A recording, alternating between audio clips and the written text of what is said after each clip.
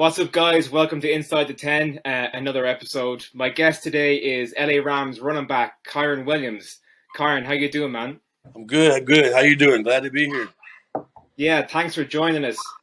Kyren, you're back home now in St. Louis after for a bit of R&R. You're originally from St. Louis. Were you a Rams fan growing up? Yes, I was actually. It's kind of funny how it all works out and how God has His plan for you in life. But growing up, I would always go to Rams games. My best friend at the time, he had season tickets to go to all the Rams games. So every Sunday, every home game, we were in the Rams Edward Jones Dome here in St. Louis.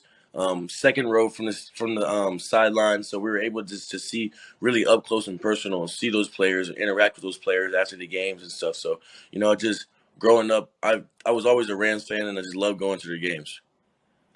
It must be pretty epic, you know, you a professional football player now being drafted for and playing for your home team or what was effectively your home team. Yeah, that's what I'm saying. That's why it's like I say, it's crazy because like, what if the Rams never would have moved, and like I wonder if that would have still been the plan. If that was the case, then I would have been like at home in St. Louis playing for my home team. So it would have been really cool, so to speak, if the Rams never left St. Louis. Were you disappointed when they left St. Louis to go to LA, or is it pretty cool still getting to play in the City of Angels? No, I wasn't. There was no hard feelings about it. There's a business decision in every decision, but I'm just kind of mad that St. Louis was never able to gain another football team, a professional football team, and just allow that stadium that the Rams used to play in to go to waste. So I just kind of. I wish there was something, there's something that could have replaced it, but now, they're bringing soccer into the city. So, like, that's what's going to be the new football here for St. Louis. Yeah, I mean it's been a challenging year for the Rams this year after the glory of the Super Bowl last year. What can you guys do as a team in the off season to kind of reload and regroup and get ready for the 2024 season next year? Yeah, it's just staying true to who we are, just not being able to look back on the season and be affected by it. Just being able to look in the future and not in the past, and just be consistent in the work that we do. Just being able to come together as one when we all get back together for OTAs and finding out the common goal in which we want to accomplish for this season. So it's gonna be big. It's gonna be fun for this season because we have a lot to prove for sure. Yeah, absolutely. I mean, Sean McVay is such a passionate coach. You see that on the sidelines, and he's achieved so much in his kind of short tenure as a head coach. What's it like playing for him? How is he as a coach? It's awesome. He's a great person. He's a great coach, but not only that, he's also a great person. He goes outside of his way to say hi to you or just to ask how you're doing and try to get to just get to know a little bit about you. So I feel as if he's a great coach, great players coach. He really listens to the players and decisions that he makes, and just overall he's just a genius when it comes to football. So you just can't beat that. I like how you dropped in the genius word there in case he ends up seeing this. That was smart, smooth. I like that. Kyren, tell me about the Rams culture. I mean, what's it like being part of that historic organization? It's awesome. It's the culture is about being the best you can be each and every day and being great, and that's who you're surrounded by in the locker room. When you look at Aaron Donald, Jalen Ramsey, Cooper Kupp, Matthew Stafford, Allen Robinson, multiple guys on our team that have a lot of years under the belts and know the game of football. So it's just great following those guys and following their footsteps and seeing what they do and what they don't do, so that you can learn and be better for it.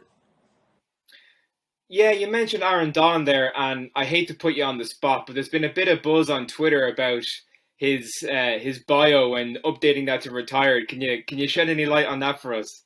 I have no idea. I saw that tweet or whatever yesterday, and I went to go look, and it wasn't there. So I don't think Aaron Donald's retiring. No, he's still a great player. He's still one of the best to ever play the game of football. But no, I don't think. I don't know. I'm not Aaron Donald. Anything. Don't worry about it. That was I thought I'd sneak that one in there just to see if I could get an answer out of you. But like you talk about the great players in the organization, it must be fantastic as a first year player coming in and having those players to model yourself on. You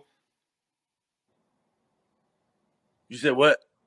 It must be great coming in as a first year player and having that culture and those established players to model yourself on as a professional football player.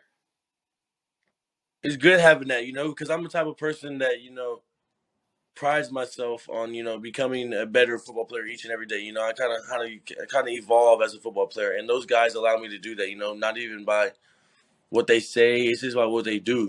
Unintentionally, I'm always watching, observing how to be a better player, a better person. So watching those guys, it really helps me get to my goal of what I want to be. How did you manage the transition of going from being the featured back, the starting running back, the center of the offense in college, to playing more of a kind of complementary role in the Rams offense? It's hard. It's difficult for sure. Just being able to stay true to it. Just not even worry about what's going on and staying focused on what I got, what myself and I got going on. So I'm gonna be better for it. Come next year, that's just that. What you said is just gonna keep lighting the fire in my soul, in my body, just to keep going and keep working hard to get to where I want to be. Because I want to be that featured back. I want to be able to, like you said, be like I was in college. So I know that comes with all the work that I'll put in this off season, and it's going to come to fruition this season too. What keeps you motivated as an NFL player? What's your ultimate goal as a professional football player? Being able to take care of all my family. So just being able to get to that second contract, so to speak, but just not even for the money, but just because of myself. I'm very self orient, like self driven. I really motivate myself to keep going, and I have to live up to my expectations. So I don't see myself like I've always dreamed of being able, like I said, take care of my family from this game of football, and so I don't see myself ever like calming down or chilling out until that's attained, till that goal is attained. So I'm just gonna keep working until I get to where I want to be and get everything I want out of this game of football. That's what it's all about. I mean, that's why you put your body on the line on the field is taking looking after your family, and that has to be number one, right? Right. That's always been my number one. You talked about earlier going to Rams games with your childhood friends and sitting in the front row, and you mentioned looking after your family there. When you were playing high school football as a kid, did you ever imagine yourself playing in the NFL one day? Yeah, the NFL was always my goal. Like I remember when my mom, she told me whenever I was 5 years old, like I told her like I want to be in the NFL. Like that's my only thing I want to do. I don't. That's my dream job. And so like I've always been football driven. Like I said, the NFL has always been in the foreshadow of my mind. Just always loving the great players that played the game. And just taking it level by level, high school to college, college to NFL. Now in high school, I wasn't really worried about the NFL. I was more worried about college. I had to get a scholarship, a full ride scholarship, so I wouldn't have to pay for college. Notre Dame, right? So I wouldn't have to pay for college. I just was so worried about making sure that getting to college was there so that the NFL could be taken care of after that. Yeah, absolutely. Yeah, one step at a time. Kyren, now that the season is over, it's in the rearview mirror. You're back home in St. Louis for a bit of downtime. What's the plan for the next few months?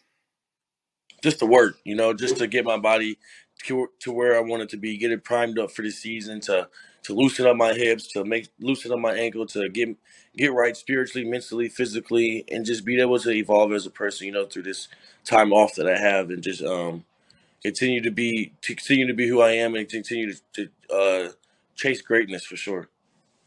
So, what does your off-season and preseason program kind of contain or focus on? Like, what do you focus on in particular to get ready for the next season? Like I said, just getting my body right, just doing the little things, opening up my hips, stretching my muscles, and lifting weights. That's basically it. Just not trying to do too much, but just staying in it for sure. Tell me something. Who's your all-time favorite football player? Like, if you could pick one NFL figure who inspires you, who would it be? Ray Lewis, Ray Lewis. Okay, defensive player. yeah. I grew up playing defense, and my dad, he was my coach all the way through high school, all the way up until high school. So I had no other reason to play. And middle linebacker. So, but no, Ray Lewis to me, like it's just the person he is. The player that he is. He played with that fire. He came with it every single time, and there was no denying that he was a dog on the field. So that's just how I try to be every time. Like I don't shy away from anything. I want people to know like you're gonna have to see me. Like I'm not backing down to nothing. So that's just my mentality, and I really felt like I got that from watching Ray Lewis.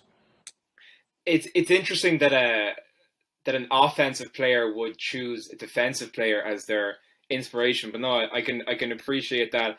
I'm trying to picture you playing middle linebacker, and I'm struggling a little bit. But I'll take your word for it that in high school you were a decent defender.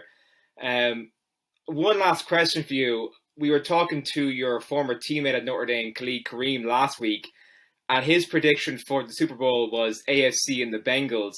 But I'd love to know, who do you see lifting the Lombardi in February? I don't know. The 49ers have a good chance. The Bengals have a good chance. I don't know. I think it's gonna be great football coming for sure. You know, the Chargers are still, I know the Jags are still in it, so this is gonna be a lot of good football. But I'm not sure who's gonna be at the end with it. I definitely think the Bengals and the 49ers, but you know, who knows? It's going to be close for sure. Listen, thanks for joining us so much, Kyren. I really appreciate the time, and enjoy your downtime at home. Don't go too hard on the weights, and all the best. Talk soon. Thank you so much.